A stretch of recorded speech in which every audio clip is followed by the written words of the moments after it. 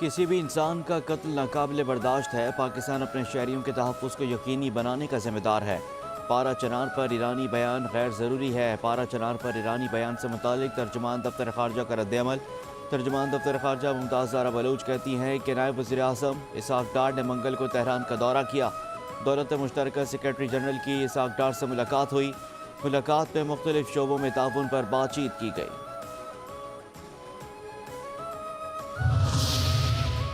कराची में रात से वक्फे से बारिश जारी। मुख्तलिफ इलाकों में पानी जमा। शहर की फ़िज़ाओं पर बादलों के डेरे बरकरार। न्यू कराची, नॉर्थ कराची, गुलशन हदीद, सदर आइया, चंडीगढ़ रोड, बंस road, tower, airport, Malir halt, cantt, Shah Faisal colony, गुलशन जमाल और राशिद मिनास रोड और अतराफ में बारिश ने जलथल कर दिया।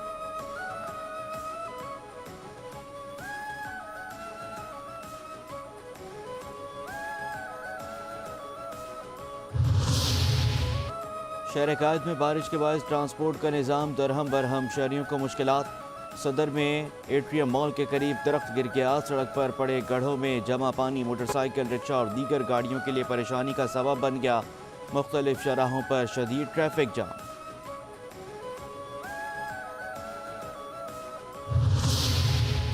नशेबी इलाकों और अहम सड़कों से बरसाती पानी के निकासी को यकीनी बनाया जाएगा। वज़ीर आला सिंध सैयद मुराद अली शाह की हिदायत।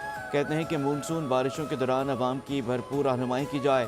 सिंध के लोगों को किसी किस्म की तकलीफ नहीं होनी चाहिए। तमाम कमिश्नर्स अपने डिवीजन्स की हर ज़िले का दौरा करें और हिदायत जारी करें।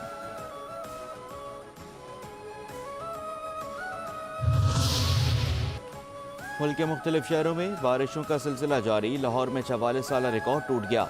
सड़कें तालाब में तब्दील। नशेबी इलाके ज़ेर-ए-आब। पानी घरों में दाखिल। रेन एमरजेंसी नाफिज कर दी गई। तमाम दफातर और तालीमी इदारे बंद। महकमा मौसमियात के मुताबिक लाहौर एयरपोर्ट पर सबसे ज़्यादा 337 मिलीमीटर बारिश रिकॉर्ड की गई। निस्टर टाउन पर 250 मिलीमीटर बारिश रिकॉर्ड। मानसून बारिशों का सिलसिला 6 अगस्त तक जारी रहेगा।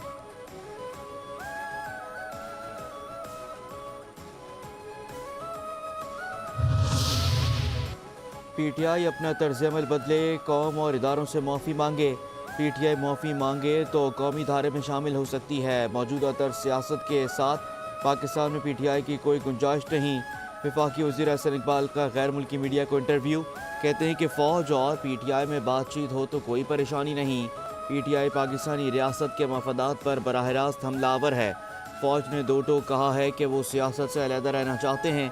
अगर अमरीका में 9 मई होता तो PTI के खिलाफ कार्रवाई होती।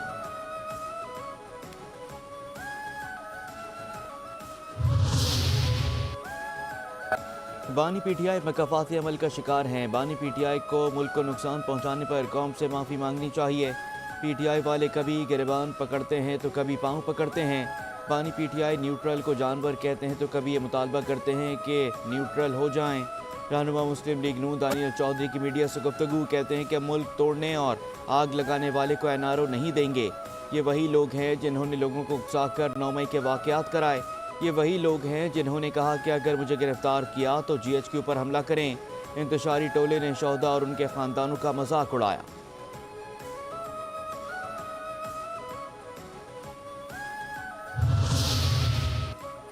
कुछ भी कर लें, जाली हुकूमत का आखिरी वक्त आ पहुंचा है। मुशीर इत्तलात कैफी बैरिस्टर सैफ की मीडिया से गुफ्तगू। कहते हैं कि मैंडेट चोर सरकार पार्लियामेंट में कानून साजी के साथ मजाक करना बंद करे। कौम जानती है कि जाली वज़ीर कानून किसके इशारों पर गैरानी इक़दाम कर रहे हैं। जाली हुकूमत की जाली तरमीम वापस उनके मुंह पर ही लगेंगी। जाली हुकूमत अपनी हुकूमत बचाने के लिए आइन और कानून की धज्जियाँ उड़ा रही है।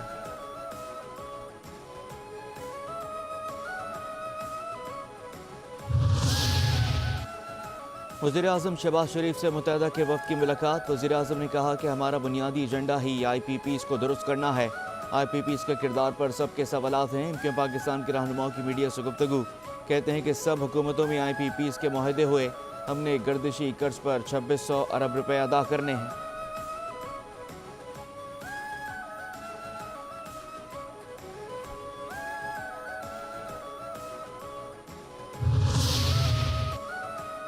हुकूमती मुज़ाकराती टीम हमारे मुतालबात से भाग रही है। IPPs वाला मामला हल होने तक धरना ख़त्म नहीं होगा। अमीर जमात इस्लामी हाफिज़ नईम रहमान का 7वें रोज़ धरने से खिताब। कहते हैं कि जमात इस्लामी जो मुतालबात कर रही है वो तमाम हकीकत पर मबनी है। ہم سے بجلی کی قیمت وصول کریں، جو بجلی بن نہیں رہی اس کی قیمت بھی ہم سے وصول کی جاتی ہے۔ آئی پی پی اس معاہدوں کی وجہ سے ہزاروں ارب روپے لوٹ لیے گئے۔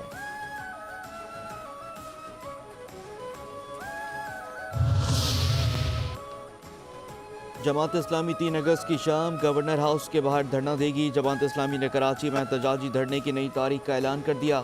ترجمان جماعت اسلامی کراچی کے مطابق دھرنے کا آغاز جامع مسجد خضرہ سے شام 5 بجے ہوگا۔ گورنر ہاؤس پر دھرنا راولپنڈی دھرنے کا تسلسل ہے۔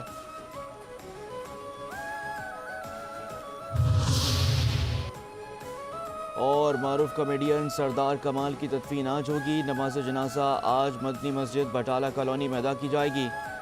میت فیصل آباد میں آبائی علاقے شریف پورہ پہنچا دی گئی۔ میت گھر پہنچنے پر رکت آمیز مناظر، مداحوں کی آنکھیں نم ہو گئیں۔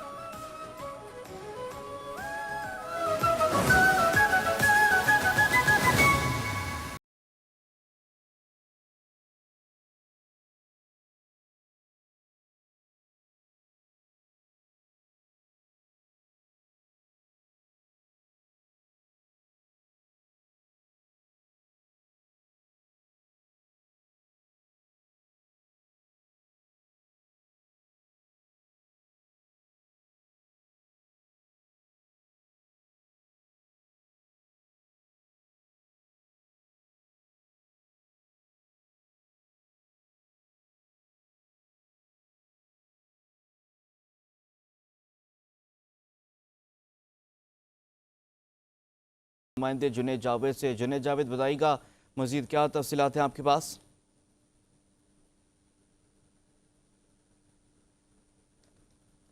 آپ کو بتا رہے ہیں کہ سندھ حکومت کا تعلیم دشمن اقدام لیاری ایلیمنٹری کالج کو بند کرنے کا اب باقاعدہ طور پر فیصلہ کر لیا گیا ہے، جس کی وزیر اعلیٰ سندھ سید مراد علی شاہ نے بھی منظوری دے دی ہے۔ آپ کو بتا رہے ہیں کہ لیاری میں واقع یہ اسکول ہے۔ سندھ حکومت کا تعلیم دشمن اقدام سامنے آ گیا ہے۔ ایلیمنٹری کالج لیاری کو بند کرنے کا فیصلہ کیا گیا ہے۔ کئی لڑکیوں کا مستقبل سندھ حکومت نے داؤ پر لگا دیا ہے۔ دستاویزات 5 نیوز نے حاصل کر لی ہیں۔ سندھ حکومت ایلیمنٹری کالج کو بند کر کے لڑکوں کے لیے ہاسٹل بنانا چاہتی ہے۔ کالج کو خالی کروانے کے لیے وزیر اعلیٰ کی ٹیم نے بھی کالج کا دورہ کیا ہے۔ یونیورسٹی کے طلبہ کے لیے ہاسٹل کے طور پر کالج کی عمارت کو استعمال کیا جائے گا۔ کالج کو ہاسٹل میں تبدیل کرنے کے لیے سندھ حکومت اور میڈیکل یونیورسٹی کے درمیان معاہدہ طے پایا ہے۔ بلدیاتی نمائندے بھی ایلیمنٹری کالج کو ہاسٹل میں تبدیل کرنے کے خلاف ہیں۔ مزید تفصیلات حاصل کرتے ہیں ہمارے نمائندے جنید جاوید نے ہمیں جوائن کیا ہے۔ جنید بتائیے گا مزید کیا تفصیلات ہیں آپ کے پاس؟ دیکھیں جی، سندھ حکومت کا یہ تعلیم دشمن اقدام سامنے آیا ہے۔ ایلیمنٹری کالج لیاری کو بند کرنے کا حتمی طور پر فیصلہ کیا گیا ہے۔ یہ گرلز کالج ہے جہاں پر سندھ حکومت نے جو ہے وہ سینکڑوں لڑکیوں کے جو مستقبل ہیں ان کو داؤ پر لگا دیا ہے۔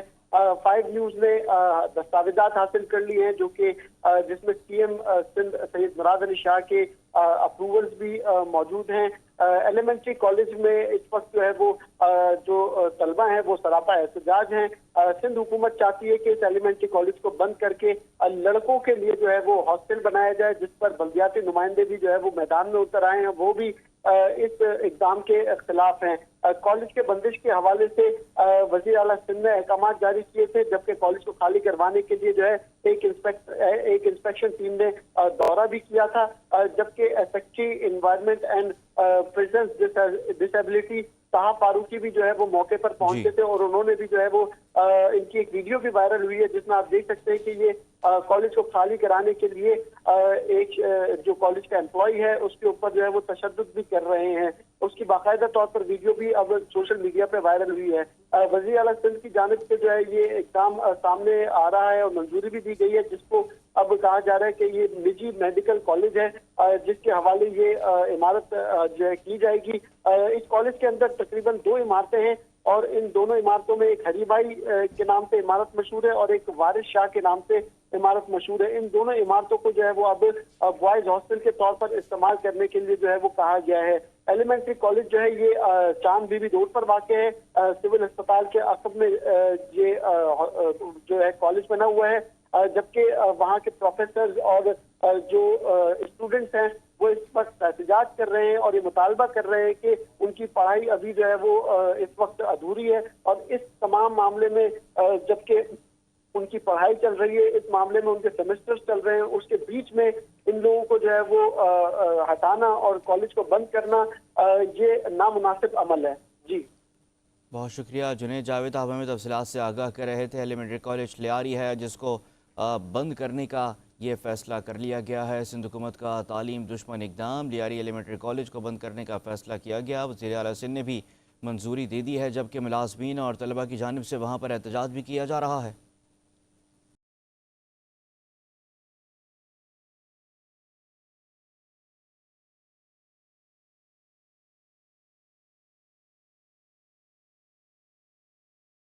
ایس ایس پی سٹی عارف عزیز نے ڈی آئی جی ساؤتھ کو خط لکھ دیا۔ خط میں انتہائی مطلوب ملزم کے خلاف تمام مواد بھی منسلک کر دیا گیا ہے۔ مزید تفصیلات حاصل کرتے ہمارے ساتھ بیورو چیف کراچی سہیل شبیر موجود ہیں۔ سہیل شبیر، بتائیے گا مزید کیا تفصیلات ہیں آپ کے پاس؟ بالکل، دیکھیں لیاری گینگ وار کے انتہائی اہم کمانڈر ہیں یہ وسیع اللہ لاکھو۔ ان کی گرفتاری کے لیے جو ہے وہ ایس ایس پی سٹی نے ڈی آئی جی ساؤتھ کو جو ہے وہ ایک لیٹر لکھا ہے کہ ان کے ریڈ وارنٹ جاری کیے جائیں تاکہ ان کو گرفتار کر کے جو ہے وہ قانون کی گرفت میں لایا جا سکے۔ وسیع اللہ لاکھو کے حوالے سے میں آپ کو بتاؤں کہ پولیس نے لکھا ہے کہ وسیع اللہ لاکھو دبئی، ایران اور دیگر بیرون ملک سے بیٹھ کر کراچی کے جو تاجر ہیں ان کو بھتے کی جو ہے وہ پرچیاں بھیجتے ہیں اور بیرون ملک کے نمبروں سے کال کرتے ہیں اور رقم جو ہے وہ بیرون ملک کے اکاؤنٹس میں ہی جو ہے وہ منگوائی جاتی ہیں۔ وسیع اللہ لاکھو کے حوالے سے میں جو ایس ایس پی سٹی ہے ان سے ہماری بات ہوئی، ان کا کہنا ہے کہ لیاری میں اس ٹائم سب سے زیادہ بھتے کی کالز اور بھتے کی جو نیٹ ورک ہے وہ وسیع اللہ لاکھو چلا رہا ہے اور اس کے لیے متعدد بار گرفتاری کے لیے چھاپہ مار کارروائیاں کی گئی ہیں، لیکن اس کے کارندے تو گرفتار ہو جاتے ہیں، لیکن وسیع اللہ لاکھو کیونکہ بیرون ملک میں مقیم ہے جس کی وجہ سے اس کی گرفتاری عمل میں نہیں آ سکتی ہے۔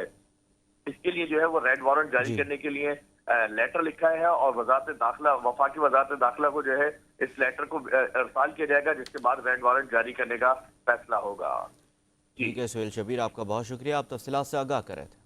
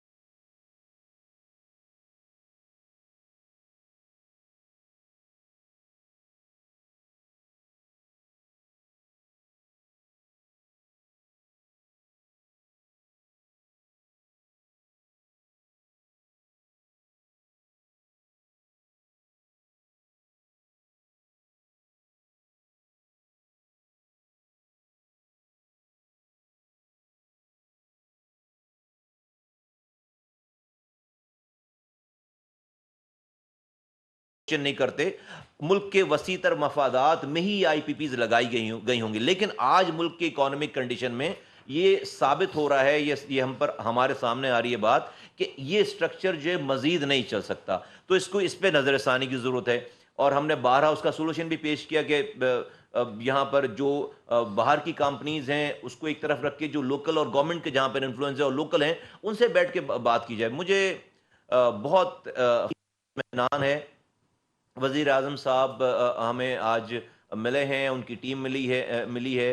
वज़ीर मौसूफ साहब थे, वहाँ पर अवैस लगारी साहब थे, अता साहब थे, वहाँ पे अताउल्ला साहब थे, तारड़ साहब, और उनकी पूरी टीम थी। डेप्टी वज़ीर आज़म साहब थे, इसहाक़ डार साहब थे, जो कि फेडरल फॉरेन मिनिस्टर भी हैं। ये पूरी टीम थी वहाँ पर, और भी हज़रात थे, और उनके सामने वज़ीर आज़म साहब ने ये अपना मौक़िफ़ दिया कि ये उनकी सबसे पहली प्रायोरिटी है, और उनको हमारी हमारी सोच और उनकी सोच में कोई फ़र्क नहीं है। उन्होंने कहा कि ये कोई और नहीं, हमारी अपनी गवर्नमेंट की अपनी प्रायोरिटी है। फिर उन्होंने हमें आगाह किया कि उन्होंने इस हवाले से कितना कुछ काम कर लिया है। मैं उन चीज़ों को इसलिए रिपीट नहीं करना चाहता, अभी इसलिए कब्ल अज़ वक्त नहीं बोलना चाहता, कि जब वो सामने चीज़ें आएंगी और जब इम्प्लीमेंट हो रही होंगी तो लोगों को नज़र आएगा। बॉटम लाइन ये है कि इंशाअल्लाह ताला इन तमाम इक़दामात से वज़ीर आज़म लेवल पे और उनकी तमाम टीम जिस लेवल पे काम कर रही है, उम्मीद है कि लोगों को रिलीफ मिलने जा रहा है। मुझे उम्मीद है कि लोगों को इस नामसाइब हालात में इंशाअल्लाह ताला रिलीफ मिलने जा रहा है, और निगोशिएशंस हो रही हैं, और मसाइल के ऊपर बात हो रही है, और एड्रेस किया जा रहा है इस तमाम मसले को। तो मैं एमक्यूएम की जानिब से वज़ीर आज़म शहबाज शरीफ साहब का शुक्रिया अदा करता हूँ। मैं अता भाई का शुक्रिया अदा करता हूँ कि उन्होंने मुझे यहाँ पर मौका दिया, और हम अपने और एमक्यूएम अपना रोल पहले भी प्ले करती रही है, अभी प्ले कर रही है, और हम हुकूमत के तमाम अच्छे इक़दामात के बिल्कुल जो है वो साथ हैं। जब जहाँ समझेंगे कि भाई यहाँ पर मशवरा देना है, हमने मशवरा देना है। हमने सियासत बराए सियासत पॉइंट स्कोरिंग नहीं करनी, हमने नहीं किया इसके ऊपर, इस वाली बात पर सियासत। हमने लोगों के जेन्युइन इशूज़ को सामने रखा, उस मसले का हल भी बताया, और इन तमाम मसाइल को बताते हुए हमने पाकिस्तान की जो सिचुएशन है आज, जो चैलेंजिंग इन्वायरमेंट है, इससे आइसोलेट होकर आइडियल किस्म के हालात वाले मशवरे नहीं दिए, बल्कि ये चैलेंजिंग एनवायरनमेंट है, इस चैलेंजेस को सामने रखते हुए कि आईएमएफ की तलवार हमारे सरों पर है, मुल्क की इकोनॉमिक कंडीशन हमारे सरों पर है, आईपीपी हमें पता है कि भाई सोवरेन गारंटी दी गई है, जिन आईपीपी से कि अगर आप मुआहिदों को अगर आप उनको बताए बगैर ख़त्म करेंगे, वो जाकर किसी भी जो है वो दुनिया में किसी भी हिस्से में जाकर कोर्ट्स में चले जाएंगे, ये एग्रीमेंट में लिखा हुआ है, और वो जाकर हमारे खिलाफ डिसीजन दे आएंगे। हमें इन तमाम चीज़ों की मालूमात हैं, तो हम सिर्फ और सिर्फ इन तमाम चैलेंजेस को सामने रखते हुए जो काम किए जा सकते हैं, जितनी गुफ्तगू के जरिए मसाइल को हल करके लोगों को रिलीफ दिया जा सकता है, क्योंकि बिजनेसमैन परेशान है, उसकी फैक्ट्री वो कॉस्ट ऑफ डूइंग बिजनेस उसकी हाई हो गई है। पूरे रीजन में 6 सेंट की जो है वो कॉस्ट है, हमारे रीजन में जो है वो 16 सेंट की कॉस्ट है। तो इंडस्ट्रीज बंद हो रही हैं, बेरोजगार लोग हो रहे हैं। ये जो हमने 12,900 अरब रुपए का बजट पेश किया, जो रेवेन्यू कमाना है, हमने इसी बिजनेस कम्युनिटी से कमाना है और सैलरीड क्लास से कमाना है। तो अगर सैलरीड क्लास की जॉब चली जाएगी, बिजनेसमैन अपना बिजनेस बंद करेगा, तो हम ये रेवेन्यू कमाएंगे कहां से? तो ये ओवरऑल पाकिस्तान को नुकसान होगा। तो ये आईपीपीज एक बहुत बड़ा जख्म है, इस जख्म को, इसकी ब्लीडिंग को बंद करने की जरूरत है। और मुझे इस बात पे इत्मीनान है कि वज़ीर आज़म साहब न कि सिर्फ अवेयर हैं, उन्होंने इस पर बहुत ज़्यादा काम किया हुआ है, और हमारी लाइंस के ऊपर जो है जो हमारे खदशात ख्यालात थे, उन चीज़ों को उन्होंने ऑलरेडी एड्रेस किया हुआ है, कर रहे हैं, अभी इन प्रोसेस है इंशाअल्लाह ताला। जिस तरह से वज़ीर साहब ने बताया आपको, वज़ीर इंफॉर्मेशन ने आपको बताया कि इंशाअल्लाह ताला जल्दी लोगों को इस हवाले से खुशखबरी मिलेगी और लोगों को रिलीफ मिलेगा इंशाअल्लाह ताला। बहुत शुक्रिया साहब डाउन से जनाब। सर साहब, आप जो बात कर रहे हैं, प्राइम मिनिस्टर जो बात करते हैं उसकी एक सेंसिटिव भी होती है और उस पर इम्प्लीमेंट भी होना चाहिए। आपकी हुकूमत आई, आपने आते ही गंदम दौरान आया, प्राइम मिनिस्टर ने इंक्वायरी का हुक्म दिया। आज 4 महीने हो गए, इंक्वायरी का कोई पता नहीं चल रहा, उस पर मट्टी डाल दी। उसके बाद प्राइम मिनिस्टर ने अनाउंस किया कि 30 दिन के अंदर रिस्ट्रक्चरिंग प्लान आ जाएगा।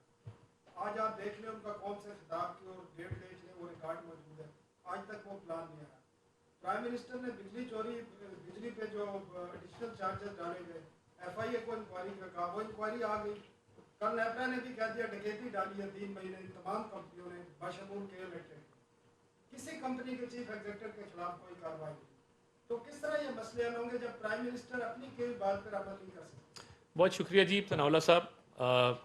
बात तो बिजली की होनी थी, मगर अच्छा किया आपने मुझे मौका दे दिया कि मैं हुकूमत की मज़ीद प्रमोशन के हवाले से बात कर सकूं।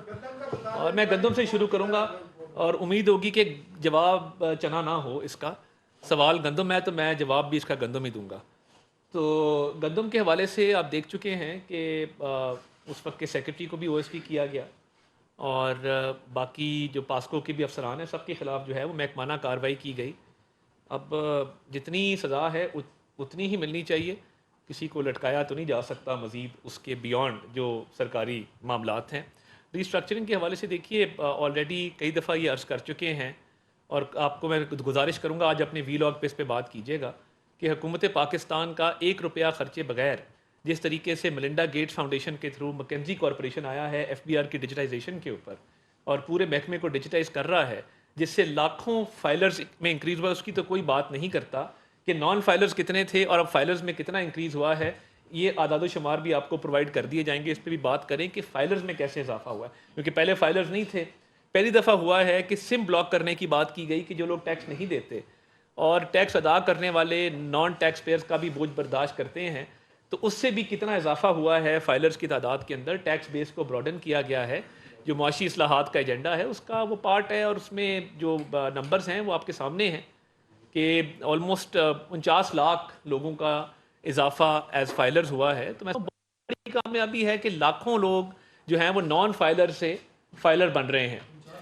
جی اس کے علاوہ اگر آپ دیکھیں گے تو یہ FBR کی ڈیجیٹائزیشن کے علاوہ جو حکومت نے PWD کا محکمہ بند کیا, کرپشن کا گڑھ تھا.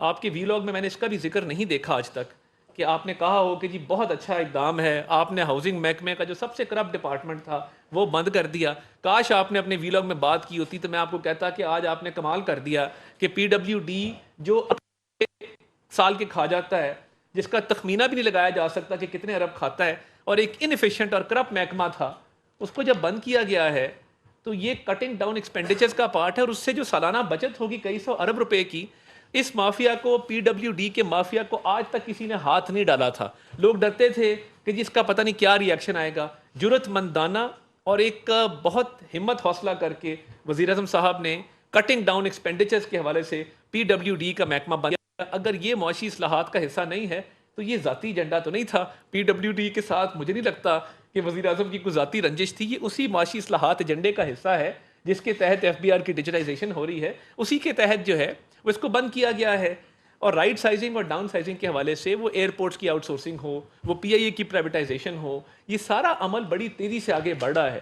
اور اس کے ساتھ ساتھ اگر آپ دیکھیں تو چین کا بھی ایک وفد پاکستان میں موجود ہے, وہ کس غرض سے آیا ہے, ان کا کیا ہے, وہ آج پریس ریلیز ہم کریں گے, آپ کو بتا دیں گے کہ وہ چینی حکومت نے جو وفد بھجوایا ہے اس کے پیچھے ان کا کیا ویژن ہے, کیا سوچ ہے. تو دیکھیے معاشی اصلاحات پہ تو ہر وقت کام ہو رہا ہے اور ہونا چاہیے بھی, اور ہر وقت حکومت جو ہے وہ کوشش کر رہی ہے کہ ان اصلاحات کو امپلیمنٹ کیا جائے. یہ لوگ بھول جاتے ہیں کہ اگر ملک کو ڈیفالٹ سے نہ بچایا جاتا, کیونکہ 2018 میں 4% مہنگائی تھی. ابھی پورا ٹاک شو بن گیا, میں نے بات بزی پہ کرنی تھی بٹ آپ کا اب سوال ہے, میں اب اس کو تھوڑا وائنڈ اپ کی طرف. 4% مہنگائی تھی, شرح نمو جس کو GDP گروتھ ریٹ کہتے ہیں وہ 6% کے اوپر تھی. پھر 4 سال حکومت آئی, پنکی, گوگی اور کپتان تباہ کر گئے پاکستان. انہوں نے 4 سال میں کیا کیا, اور وہ 4% مہنگائی 23% پہ کیسے پہنچی, وہ 6% گروتھ جو ہے وہ 1% پہ کیسے پہنچی. اور اس کے بعد جب ڈیفالٹ کے دہانے پہ ملک آ گیا تو کہا گیا جی امریکی سازش ہے اور تختہ الٹ دو اور 9 مئی کے حملے کر دو اور آگ لگا دو اور جلا دو اور مار. یہ جب ساری داستان قوم کو سنائی گئی اور نفرت پھیلائی گئی اور تشدد پر اکسایا گیا اور لوگوں کی ذہن سازی کی گئی, تو کاش اس وقت بھی آپ کہتے کہ جی اسٹرکچرل ریفارمز کا کیا ایجنڈا ہے, 4 سال میں کیا ہوا. خدا نہ خواستہ اگر ملک ڈیفالٹ ہو جاتا, اور بہت سارے لوگ چھٹی پہ چلے گئے تھے, بہت سارے بیوروکریٹس میں جانتا ہوں کہ جی ڈیفالٹ کی چھاپ ہمارے پہ نہ لگے. فیس کس نے کیا, ہم نے فیس کیا اللہ کے فضل سے. وزیر اعظم صاحب کھڑے رہے اور انہوں نے کہا جی ملک ڈیفالٹ نہیں ہوگا انشاءاللہ تعالیٰ. اور ڈیفالٹ ہوتا, ملک میں خانہ جنگی ہوتی, لوٹ مار ہو رہی دکانوں کے اندر, سڑکوں کے اوپر. پاکستان میں ایئر لائنز آنا بند ہو جاتی. پاکستان کے اندر بینکوں کے باہر لوگوں کی میلوں لمبی قطاریں ہوتی وڈرالز کرنے کے لیے کہ پیسے میں ہم نے نکالنے ہیں. ایکسپورٹس بند ہو گئی ہوتی, اور روپیہ جو ہے وہ اتنا فری فال کر گیا ہوتا کہ شاید 500-600 روپے کا ڈالر ہوا ہوتا, اور پیٹرول کی قیمت بھی آسمان سے باتیں کر رہی ہوتی, اور پیٹرول کی قیمت اتنی زیادہ ہو جاتی کہ شاید وہ پہنچ سے باہر ہو جاتا. تو یہ جب ڈیفالٹ سے ملک کو بچایا گیا ہے, اب کل بھی پیٹرولیم ڈیولپمنٹ لیوی کی بات ہوتی ہے, اگر پیٹرولیم ڈیولپمنٹ لیوی لگی ہوتی تو کل 6 روپے پیٹرول سستا کرنے کا ایک بہت جرت مندانہ دلیرانہ فیصلہ وزیر اعظم کیسے کرتے اور کیوں کرتے. جب آپ پیٹرول مہنگا ہونے پر سوال کرتے ہیں تو میری گزارش یہ ہے کہ پیٹرول کے سستا ہونے پہ بھی سوال مجھ سے کیا کریں کہ پیٹرول آپ نے سستا کیوں کیا ہے, کیسے کیا ہے, اور اس میں کیا میجرز آپ نے لیے ہیں, اور پیٹرولیم ڈیولپمنٹ لیوی جو 15 روپے کی لگنی تھی وہ کیوں نہیں لگی اور وہ کہاں گئی ہے. تو یہ تمام تر معاملات ہیں جس کے تحت وزیر اعظم صاحب نے کل پیٹرول سستا کرنے کا فیصلہ کیا کہ پیٹرولیم ڈیولپمنٹ لیوی کی گنجائش رکھی گئی تھی، اس کو امپلیمنٹ نہیں کیا گیا. تو دیکھیے ڈیفالٹ سے جب ملک کو بچایا ہے تو روپے کی قدر ایک زمانہ تھا جب ہمیں یہ حکومت ملی ہے، تب بانی chairman P T I subsidy دے گئے پیٹرول کے اوپر، اتنے پیسے تھے نہیں جتنی سبسڈی دے دی گئی. اس پر کیا ہوا؟ اس پر یہ ہوا کہ اس سبسڈی دینے کے نتیجے میں ساری چیزیں مہنگی ہوئیں اگلے 2 ماہ میں، اور روپے کی قدر ایسی تھی کہ کوئی ایکسپورٹر باہر کوئی چیز بھیجتا تھا تو اس کو سمجھ نہیں آتی تھی کہ میں نے ایکسپورٹ کس قیمت پر کرنا ہے. کیا ڈالر کا ریٹ 300 ہوگا، 320 ہوگا، 330 ہوگا، 290 ہوگا، 305 ہوگا، اور ایکسپورٹرز کی ایلسیاں کھلنی بند ہو گئی تھیں. تو یہ کیسے ممکن ہوا کہ روپیہ آج مستحکم ہے اور روپے کی قدر میں اضافہ ہوا ہے؟ کیا وہ صورتحال بہتر تھی کہ جب ہم ڈیفالٹ کے دہانے پہ کھڑے تھے اور روپے کی قدر جو ہے مسلسل گرتی جا رہی تھی اور ایکسپورٹس بند ہو گئی تھیں اور ایلسیاں کھلنی بند ہو گئی تھی؟ یا یہ صورتحال بہتر ہے کہ جب ڈالر کی سمگلنگ کو روکا گیا ہے، ذخیرہ اندوزی کو روکا گیا ہے، روپے کو مستحکم کیا گیا ہے، ہماری ایکسپورٹس بڑھ رہی ہیں، 28 ارب ڈالر سے 31 ارب ڈالر تک آپ کی ایکسپورٹس چلی گئی ہیں، 3 ارب ڈالر کا اضافہ ہوا ہے، پیٹرول سستا ہو رہا ہے. اور دیکھیے ڈالر کا لنک جو ہے وہ مہنگائی کے ساتھ ہے. جتنا ڈالر کے مقابلے میں روپیہ غیر مستحکم ہوگا اتنی مہنگائی بڑھے گی. اب مہنگائی میں بھی کمی واقع ہوئی ہے. ہاں بجلی کا ایک ایشو ہے جس پہ ہم نے تفصیلی بات کی ہے. تو میں امید کرتا ہوں کہ کل آپ کا جب میں وی لاگ دیکھوں گا آپ ان ساری باتوں پر تفصیل کے ساتھ روشنی ڈالیں گے اور حکومت کے معاشی اصلاحاتی ایجنڈے کے اوپر جو ہے وہ حقائق کو تھوڑا سا بیان کریں گے. فاروق صاحب، ویسے تو یہ کمپلیٹ نہیں ہو گیا سب کچھ. اچھا آپ کا جس طرح کے افزار ایم کیو ایم کے ہیں ایسے ہی جماعت اسلامی کے بھی ہیں، آپ کے ان کے ساتھ مذاکرات بھی چل رہے ہیں. آج انہوں نے مزید 4 صوبوں میں احتجاج کا اعلان کیا، کیا اپڈیٹس ہیں؟ دیکھیے اس کا حل احتجاج نہیں ہے. جی ٹکا صاحب، بہت عرصے سے 20-25 سال سے IPPs ہیں، بلکہ اس سے بھی پہلے ابھی تک آپ نے دیکھا اس طرح ہائی لائٹ نہیں کیا گیا تھا. اچانک ہم دیکھ رہے ہیں کہ جماعت اسلامی آ گئی ہے، MKM آ گئی، PTI سمیت ہر کوئی اس پہ بات کر رہا ہے. کس قسم کا چیلنج آپ کو؟ دیکھیے میں نہیں سمجھتا یہ چیلنج ہے. حکومت جو معاشی اصلاحات پہ پہلے ہی کام کر رہی ہے تو پھر چیلنج کس بات کا؟ یا تو ہماری خواہش نہ ہو یا ہم اس ایجنڈے پہ کاربند نہ ہو کہ ہم نے بجلی سستی کرنی ہے، پھر تو چلیں مان لیا جائے اس بات کو. آلریڈی کیونکہ کام ہو رہا ہے. دیکھیے احتجاج اس کا حل نہیں ہے، اور جماعت اسلامی کے اکابرین، ان کے زعماء ہمارے لیے بہت قابل احترام ہے اور ہم سمجھتے ہیں کہ ان کے ساتھ ہمارا ایک عزت احترام کا رشتہ ہے. کل بھی ہماری ٹیکنیکل کمیٹی ان کو ملی، اس میں اسپیشل سیکرٹری توانائی شریک تھے، ممبر FBR میر بادشاہ صاحب شریک تھے، اور ہمارے امیر مقام صاحب اور ڈاکٹر طارق فضل صاحب موجود تھے. ان سے بات چیت ہو رہی ہے. مگر اگر کوئی سمجھتا ہے کہ وہاں دھرنے سے اعلان کر کے ہم اٹھ جائیں گے، دیکھیے یہ مناسب طریقہ کار نہیں ہے.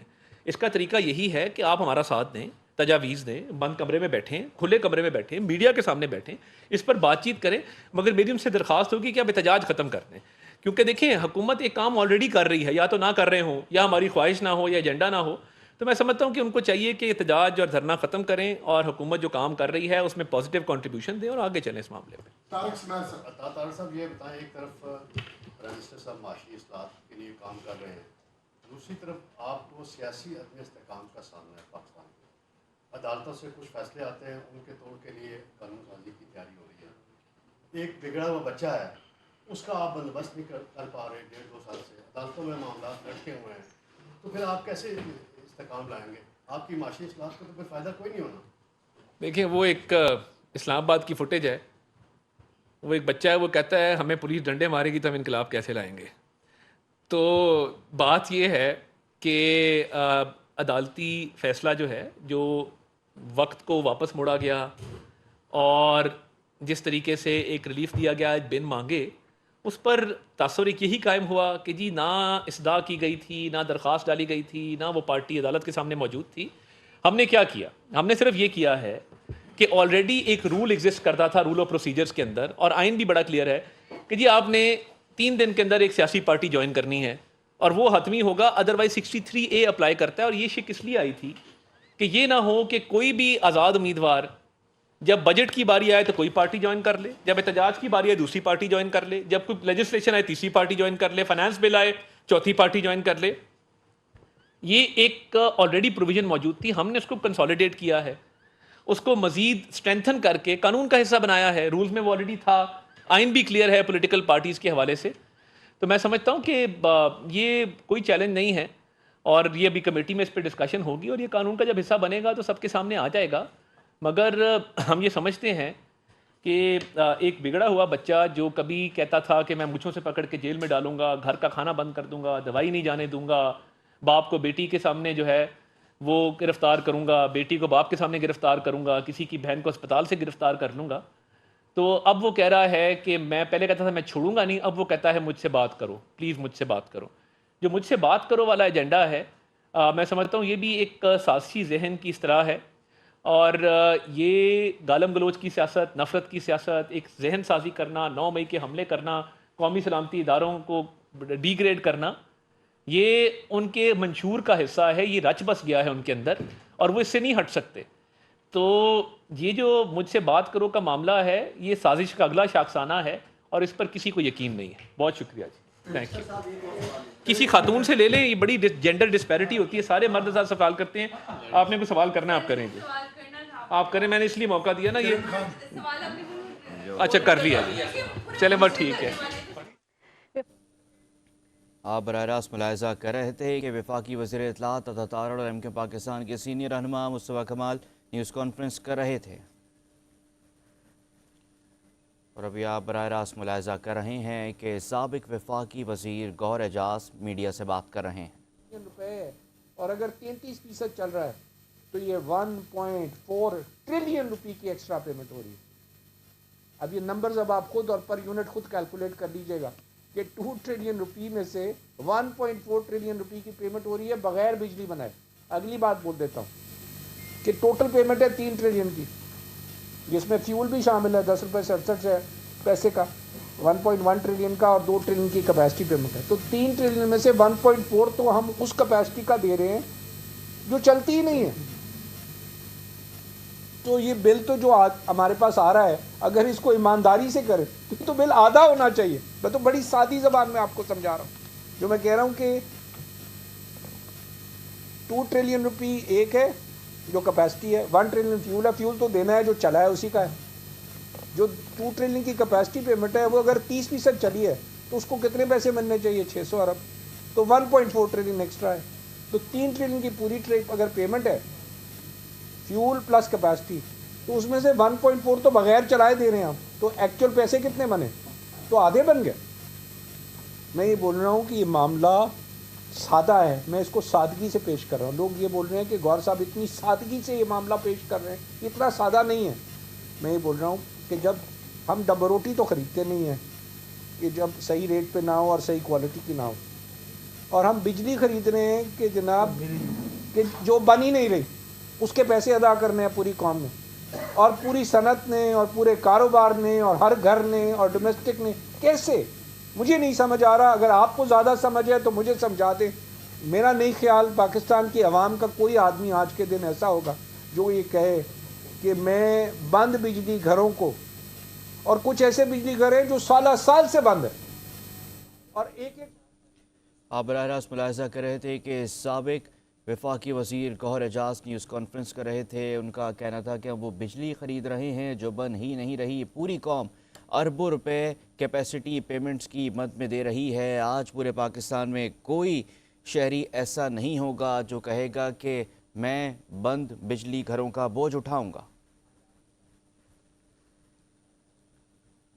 اور ابھی اہم خبر سے آپ کو آگاہ کرتے ہیں کہ پیکا ایکٹ عدالت نے PTI رہنما رؤف حسن کی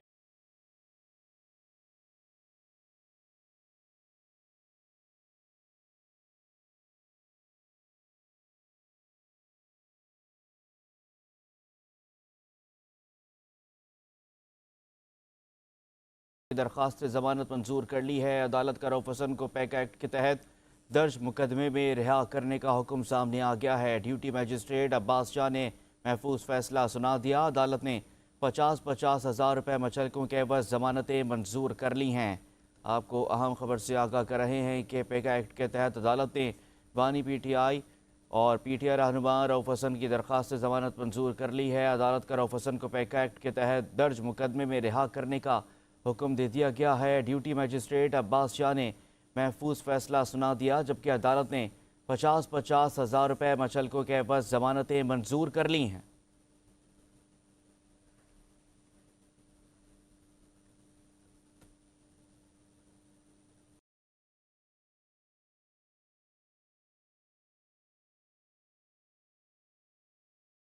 अदम शवाहिद के बिना पर MQM के 4 कारकुनान को बरी कर दिया है।